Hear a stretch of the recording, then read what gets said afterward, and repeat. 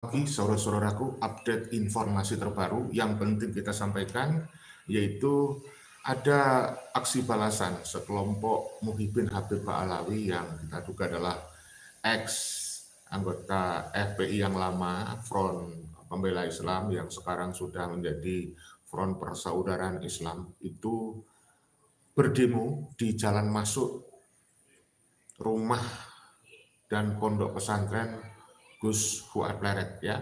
Mereka teriak-teriak, ya kan.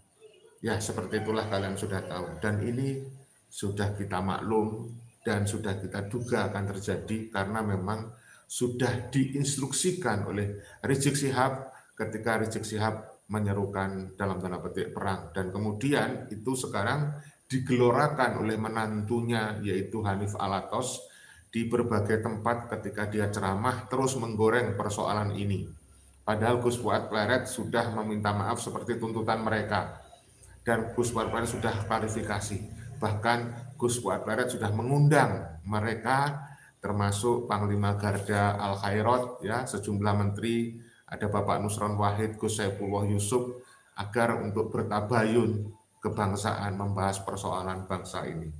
Tapi saya sudah melihat video dari kelompok Al Khairat, ada Panglima Gal, Bapak Habibu sudah menyampaikan beliau tidak bersedia hadir, tidak mau memenuhi undangan Gus Fuad Pleret untuk tabayun kebangsaan, tapi beliau lebih memilih untuk di jalur pengadilan, saudaraku. Terima kasih Bapak Jabar, ya, sudah hadir di channel saya. Mudah-mudahan semuanya juga berkenan untuk menyaksikan video ini. Jadi kita terus terang kadang-kadang heran, ya, kenapa ada diskriminasi. Saya tidak ingin sebenarnya itu terjadi. Ini ada kesan pihak oknum-oknum pemerintah, ya katakanlah pemerintah karena jumlahnya sudah cukup relatif banyak, ya, ada sejumlah menteri yang mendukung gerakan oknum Ba'alawi, ya, yang kita duga diantaranya adalah Bapak Saifullah Yusuf, Gus Nusron Wahid, ya. Kemudian ada Menteri Hukum, ya, jelas-jelas Menteri Hukum memfasilitasi agar yang namanya Bapak Habib Idrus bin Salim Al-Jufri bisa diangkat sebagai pahlawan nasional.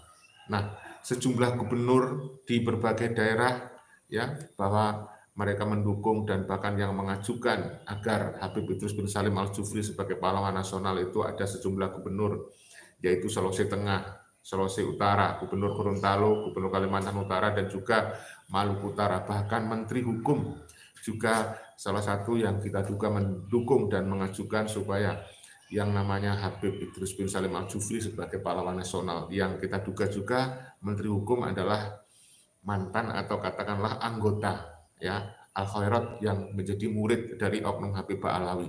Dan bahkan ketika acara haul yang ke-57, haulnya guru tua, haul Habib Idrus bin Salim Al-Jufri di Sulawesi Tengah itu, ada ustadz yang disebut dengan Gus Miftah sebagai murid Habib Lutfi bin Yahya itu hadir di acara haul guru tua di tanggal 12 April tahun 2025. Sekarang ini kalau kamu lihat pemberitaan di media sosial, ada sejumlah Habib yang sedang dihauli. Ada haul Habib yang ada di Tanggul, Kabupaten Jember, dan sejumlah Habib, ya. Habib Al-Hamid dan seterusnya lah, pokoknya nama mereka kan mirip-mirip begitu, ya. Selalu saja seperti itu. Jadi saudaraku yang dirahmati Allah, tidak usah berpanjang lebar, langsung saya tunjukkan bagaimana sejumlah oknum, ya, yang diduga adalah FPI yang sekarang bernama Front Persaudaraan Islam. Ini demo di depan rumahnya, bukan di depan rumahnya, di jalan masuk pondok pesantren Gus Fuad Pleret. Ini merupakan bentuk aksi balasan, ya, saya kira, saya duga. Kenapa? Karena mereka menginginkan Gus Fuad yang begitu keras menyuarakan perjuangan membela kiai-kiai berbumi, ya, terus berjuang untuk membela nama suci Rasulullah dan membela NKRI, ya. Kemudian mereka merasa sakit hati dan ini merupakan aksi balasan memenuhi perintah pimpinannya, majikannya, yaitu yang namanya si Rizik Syihab, ya. Dan ini sudah di mana-mana, ya, kapan hari itu juga ada di Sulawesi. Ini kita simak, ya. Seperti ini situasinya, teman-teman. Ya.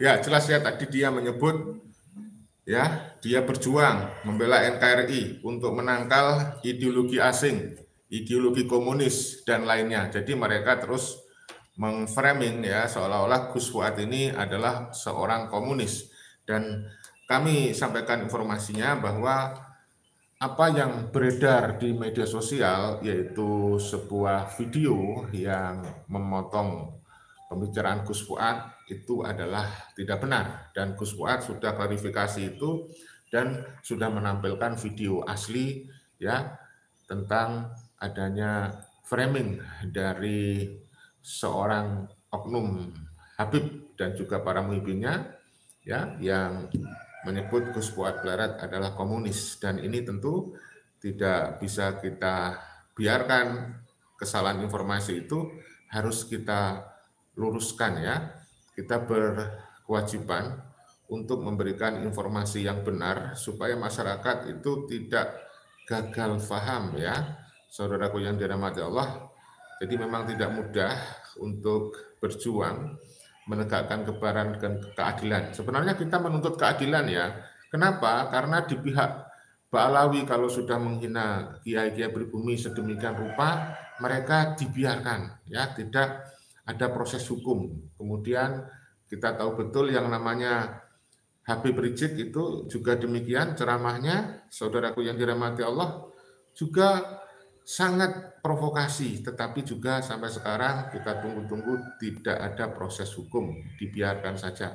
Jadi mereka itu sekarang ini merasa sangat di atas angin ya, sangat sombong dan arogan karena mereka itu merasa ini klaim ya, mereka memang suka mengklaim, suka klaim ya, mereka merasa bahwa didukung oleh pemerintah karena ada sejumlah oknum yang kemudian berpihak kepada mereka. Di dalam ceramah-ceramahnya kelihatan sekali oknum dari semacam pejabat ya itu membela ya, ada sejumlah pejabat di pemerintahan maupun di PBNU itu membela seperti itu ya, seolah-olah menjadi pembela komplotan Habib Ba'alawi. Ini yang menjadikan masyarakat itu menuntut keadilan ya, menuntut keadilan. Coba mereka itu mengklaim bahwa Habib Idrus bin Syufri, terutama sekarang kan sudah banyak murid-murid Habib Idrus bin Syufri menjadi pejabat ya, ada yang menjadi anggota DPR, menjadi menteri ya, yang tentu mereka itu murid-murid dari oknum Habib ini membela ya, jelas membela gurunya. Itulah yang menjadi persoalan sekarang, seolah-olah masyarakat ini diperlakukan tidak adil. Di satu sisi masyarakat kiai pribumi, komunitas pribumi ini dinomorduakan, seolah-olah di bawah komunitas Habib.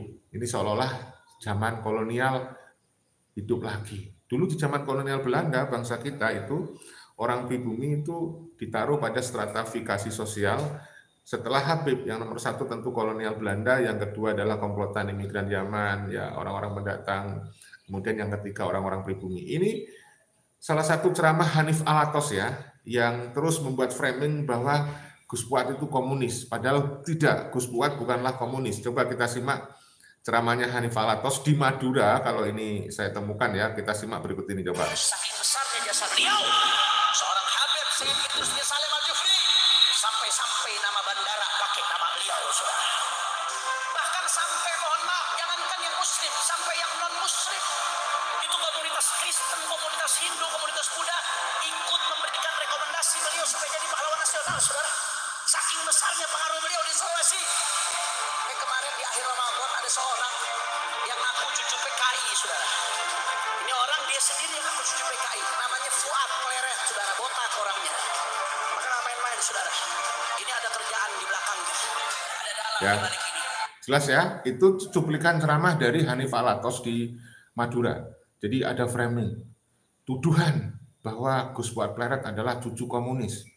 Ini pengakuan ya dari Gus Fuad, katanya si Hanif Alatos. Oleh karena itu kami memohon kepada Gus Fuad Pleret, kalau seperti ini adanya juga harus melakukan aksi balasan.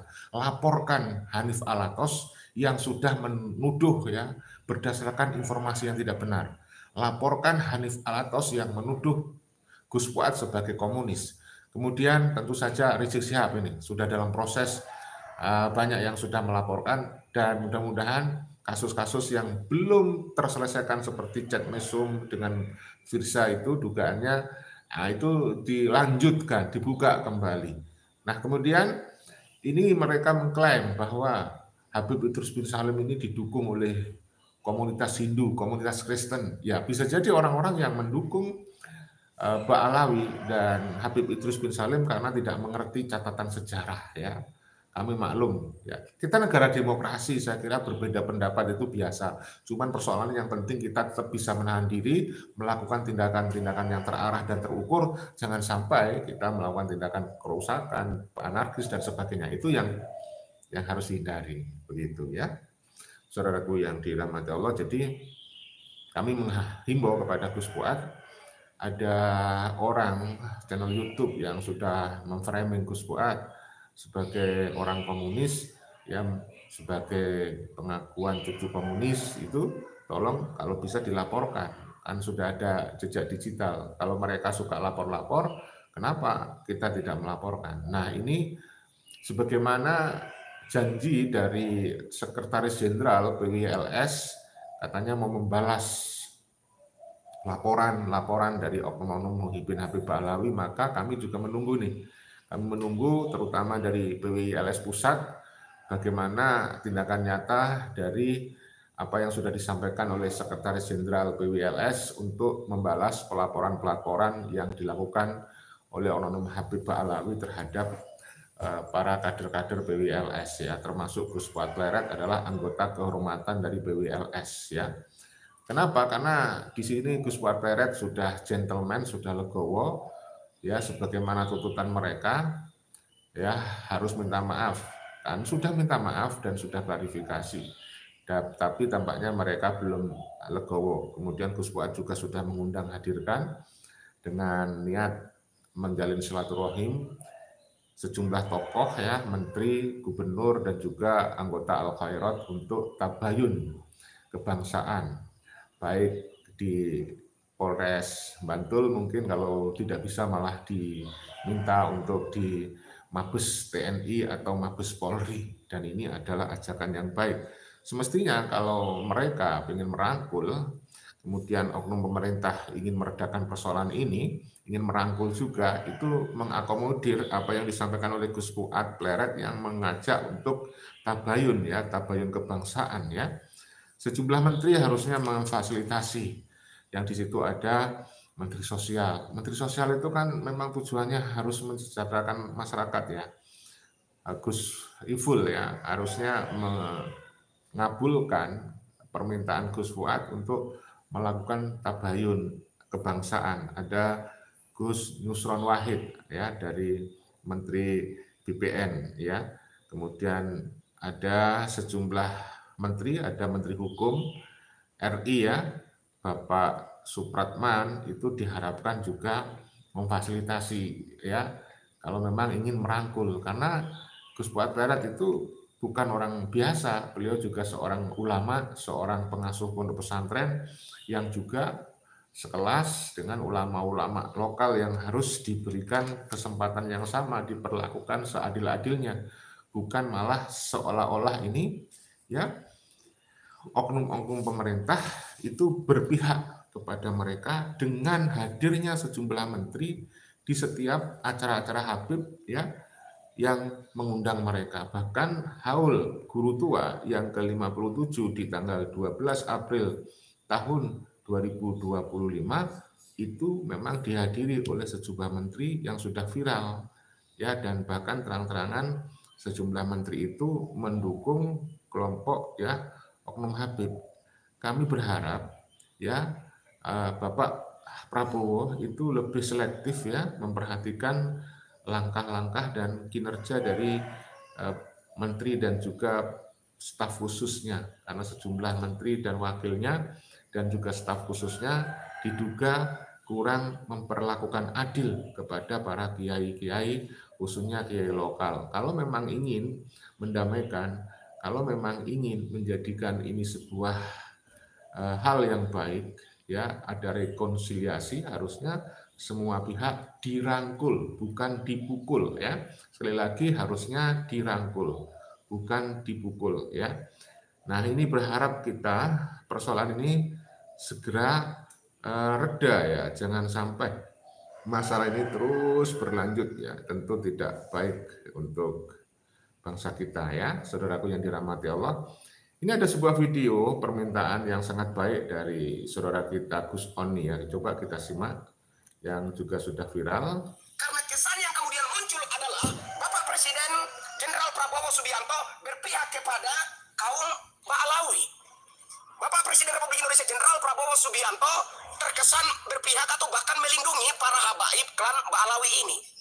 Di tangan Jenderal Prabowo Subianto, tetap Pancasila, Undang-Undang Dasar 45, Bhinneka Tunggal Ika, dan NKRI, atau cerita-cerita dongeng, cerita-cerita halu yang memuja-muji dan menyanjung-nyanjung para leluhur Ba'alawi. Apakah Anda tidak memikirkan keresahan? Ya, jadi masyarakat sudah mempertanyakan. Jadi ini masyarakat sudah melabeli begitu, ya, seolah-olah mengatakan bahwa Bapak Prabowo ini seolah-olah melindungi oknum-oknum Habib Ba'alawi.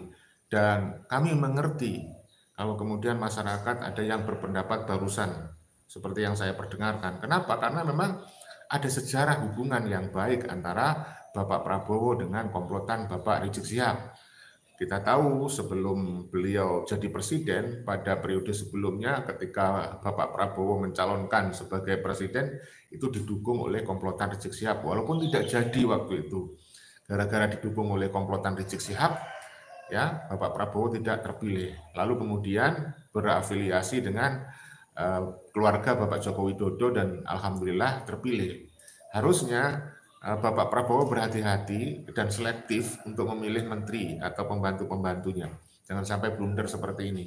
Kami bersaran terus, walaupun kami bukan siapa-siapa, hanya masyarakat biasa, masyarakat kecil, bersaran kepada Bapak Prabowo untuk berhati-hati dan merangkul semuanya. Jangan sampai berpihak, jangan sampai terkesan diskriminasi, jangan sampai terkesan salah satu pihak dipukul, lalu yang lainnya dirangkul. Ya, saya kira itu sangat mencederai masyarakat, ya.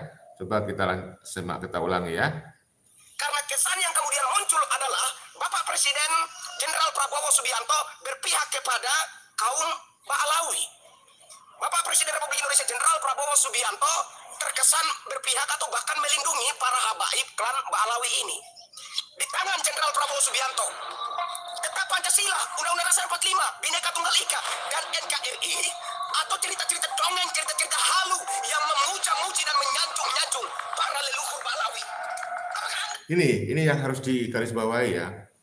Oknum Muhyiddin Ba'alawi itu caranya untuk mengangkat nama para oknum Habib ini dengan membuat cerita-cerita halu, cerita-cerita kurofat, ya, cerita-cerita yang seolah-olah mereka itu orang yang sangat berjasa kepada NKRI. Dan karena jumlah Muhyiddin itu sangat banyak, ya sangat banyak sekarang, bahkan ada di berbagai lini dari pemerintahan, ya, ada di beberapa lembaga, ada di lembaga eksekutif, ada di lembaga legislatif, bahkan ada di lembaga yudikatif. Ya, kami mempertanyakan apakah ini tanda-tanda bahwa bangsa kita sudah dikuasai oleh oknum Habib Ba'alawi? Apakah ini tanda-tanda bahwa pemerintahan kita sebenarnya di balik itu adalah dikuasai oleh oknum Habib Ba'alawi? Ya, jangan sampai itu terjadi, ya. Tapi ini banyak yang menduga seolah-olah desain maker, ya, seolah-olah yang ada di balik layar, yang mengontrol pemerintah, yang mengontrol oknum-oknum pemerintah adalah oknum Habib Ba'alawi. Ini tentu sangat mencederai, ya. Saudaraku yang dirahmati Allah, sebenarnya memang benar analisis dari kiai kita, ya, bahwa kekuasaan oknum Ba'alawi yang didasarkan kepada hegemoni dan otoritas keagamaan itu sangat berbahaya. Kalau elit politik, ya, penguasa formal di bidang politik, misalnya bupati atau gubernur, ya, atau presiden, itu, ya, itu ada masa jabatannya 5 tahun, ya kan? Selesai, ya selesai. Tetapi oknum Habib Ba'alawi kalau dia sudah dianggap sebagai tokoh, pemimpin bidang keagamaan, memiliki otoritas keagamaan, itu secara turun-temurun mereka terus berkuasa karena tidak ada pembatas. Disitulah yang akan menjadikan sebuah hal yang sangat kurang baik bagi negara kita yang demokrasi. Karena apa? Satu oknum Habib yang sudah ditokohkan menjadi pemimpin elit keagamaan, dia itu bisa memerintah muhibinnya untuk membela mereka, mengorbankan jiwa raga mereka yang disebut syuhada menjadi mati syahid. Itulah yang terus seperti itu dia berkuasa, bagikan raja. Ya, oknum Habib Ba'alawi kalau sudah dimuliakan oleh muhibinnya, dianggap sebagai pemegang otoritas tertinggi di bidang keagamaan, kemudian disebut sebagai elit keagamaan, ya keturunan Rasulullah, ini bagikan raja mereka sudah. Mereka bisa meminta, mendawir, merintah ini, merintah itu. Dan itu tidak ada batasan periode waktu. Kalau sebagai pejabat negara, misalnya sebagai gubernur, bupati, cukup. Itu ada batasannya, 5 tahun. Ya kan? Tetapi kalau sudah menjadi penguasa keagamaan, memiliki otoritas keagamaan, dan itu bisa diturunkan, diwariskan kepada anak-anak dia, kepada cucu dia. Karena anak cucu mereka disebut keturunan Rasulullah juga yang harus dihormati, wajib dihormati. Kalau Anda tidak menghormati mereka, kalau Anda tidak memuliakan mereka, Anda dilaknat oleh Allah, masuk neraka. Itulah yang menjadikan sejumlah oknum pejabat itu menjadi ya jongos, ya pejabat pemerintah, oknum pejabat pemerintah, baik itu di tingkat desa sampai ke presiden sekalipun. Kalau sudah didoktrin, maka dia akan menjadi jongos dan itu akan disetir, bisa dikendalikan oleh oknum Habib. Itulah bahayanya mengkapitalisasi nasab Rasulullah. Begitulah bahayanya kalau sudah ajaran agama dimanipulasi, ajaran agama dikapitalisasi untuk kepentingan duniawi dan untuk kepentingan kekuasaan. Oleh karena itu, saudaraku yang dirahmati Allah, hilangkan sikap yang mengglorifikasi mereka. Hilangkan sikap yang mengkultuskan mereka. Karena Anda kalau sudah mengglorifikasi, mengkultuskan mereka, akan mudah dibodoh-bodohin, akan mudah dikooptasi, dihegemoni. Anda hanya akan menjadi jongos. Coba, ya, di mana kemerdekaan Anda? Kita tidak menyalahkan kalau kemudian Buya Syafi'i Ma'arif menyampaikan bahwa sekarang ada fenomena oknum Habib itu menciptakan sebuah komunitas yang memunculkan hubungan antara majikan dan budak. Majikannya adalah Habib, budaknya adalah muhibin, yang kemudian disebut dengan budak spiritual. Ini konsep yang sudah lama. Tadi Hanif Alatos menyinggung ketika mengglorifikasi, membuat cerita khurafat mengagung-agungkan Habib Idrus bin Salim Al-Jufri. Dia mengatakan, banyak ini orang yang mendukung Habib Idrus bin Salim Al-Jufri sebagai pahlawan nasional. Ada komunitas Hindu, ada komunitas Kristen katanya ya. Kemudian dia membuat cerita, itu bandara udara itu sampai diberi nama Habib Idrus bin Salim Al-Jufri. Masya Allah, saya adalah salah satu orang yang bersedih hati. Kenapa? Bandara udara itu diganti dengan nama Habib Idrus bin Salim Al-Jufri. Kenapa? Karena sebelumnya yang memberi nama bandara itu adalah Bung Karno. Adalah Bung Karno. Dengan digantinya nama bandara itu, diganti dengan JIS Habib Idrus bin Salim Al-Jufri, maka jejak sejarah sudah terhapus. Kenangan yang dibuat oleh Bung Karno hilang, diganti oleh Habib Idrus bin Salim Al-Jufri.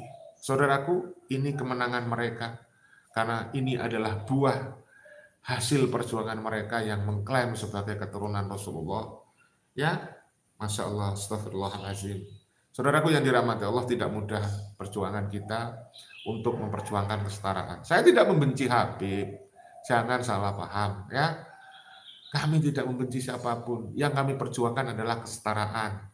Yang kita perjuangkan adalah penegakan kebenaran. Ya, yang kita perjuangkan adalah meluruskan sejarah yang dibelok-belokkan oleh oknum muhibin dan oknum Habib Ba'alawi. Saudaraku, semuanya sudah paham bahwa Habaib Ba'alawi ini tidak akan punya kuasa apapun, tidak punya kekuatan apapun, dia akan lemah jika tidak mendapatkan dukungan dari Muhyiddin yang sekarang sudah berada di berbagai sektor lembaga pemerintahan, ya, di berbagai sektor, ya, di masyarakat. Mereka itu hidup dari Muhyiddin. Aneh, orang-orang pribumi yang menjadi Jongos Habib rela mengorbankan apapun demi nasib baik mereka, demi nasib baik oknum-oknum Habib Ba'alawi. Mereka bahkan rela mengorbankan harta benda nyawa, bahkan rela mengorbankan kesatuan Republik Indonesia, bisa mengorbankan negara. Maka yang harus kita bangun sebenarnya bukan cinta kepada Habib Ba'alawi yang mengaku sebagai keturunan Nabi Muhammad. Yang harus kita bina dan kita bangun adalah cinta kepada negara kesatuan Republik Indonesia, cinta kepada bangsa dan negara, bukan cinta kepada Habib Ba'alawi, keturunan migran Yaman ini. Jadi saudaraku, mari kita bangun, kita bangkitkan rasa nasionalisme. Kita harus melakukan kebangkitan nasional yang kedua. Dulu kita mampu mengusir Belanda karena kita melakukan kebangkitan nasional yang pertama. Ya, pada saat kita bangkit, lalu mereka membuat organisasi sendiri yang namanya Rabito Alawiyah. Kita bangsa perjuangan, bangsa pejuang membentuk organisasi Budi Utomo, Dikoro Darmo, ya, dan sebagainya, ya, melawan pemerintah kolonial. Tapi mereka memikirkan nasib mereka sendiri. Saudaraku, saya kira seperti itu saja yang bisa kita sampaikan. Mohon maaf kalau ada salah-salah kata, ya. Video ini dibuat bukan untuk merendahkan siapapun, tetapi untuk edukasi dan rekreasi. Video ini dibuat untuk semuanya supaya saling merangkul, bersatu, ya, saling memaafkan kalau ada persoalan yang mungkin ada ketersinggungan. Salam persaudaraan, salam Pancasila Jaya, salam NKRI harga mati, salam Bhinneka Tunggal Ika. Wassalamualaikum warahmatullahi wabarakatuh. Merdeka!